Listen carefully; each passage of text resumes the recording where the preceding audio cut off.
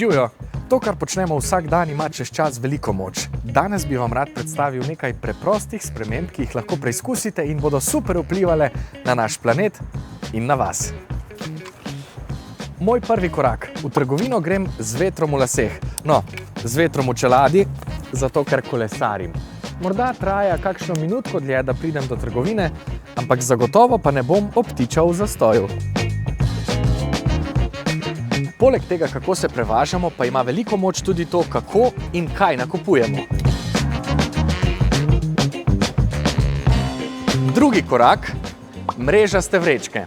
Špar je na oddelku sadja in zelenjave v celoti umaknil plastične vrečke, kar pomeni, da skupaj prihranimo kar 105 ton plastike letno. To je približno 70 avtomobilov. Zato vedno prinesem svoje mrežaste vrečke. Tretji korak.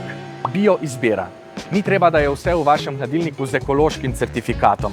A če izberete bio pri nekaterih sestavinah, kot so recimo limone ali pa morda korenje, naredite veliko. V limonini lupini so pesticidi, ta pa pogosto pride v stik z drugo hrano. Ekološko kmetijstvo pa ne uporablja sintetičnih pesticidov, poleg tega ohranja biotsko raznovrstnost in celo omogoča tlom, da bolje shranjujejo ogljik. Četrti korak. Sezonsko in lokalno. Zelenjava, ki je bila še včeraj na polju 30 km stran, je prepotovala manj kilometrov in je preprosto sveža. In ko kupujete lokalno, s tem podprete tudi slovenskega pridelovalca, kar se mi zdi še dodaten bonus. Zdaj pa še peti korak. Ne bom vam rekel, da morate vsi postati vegani. Ampak že če enkrat na teden svoj mesni obrok zamenjate za nekaj rastlinskega, recimo kakšne stročnice ali pa tofu, lahko naredite nekaj za okolje. Tofu ima namreč neprimerljivo manjši ogljični odtis. En dan v tednu. To je lahko super poriv, da preizkusite kakšne nove recepte in popestrite svojo kulinariko.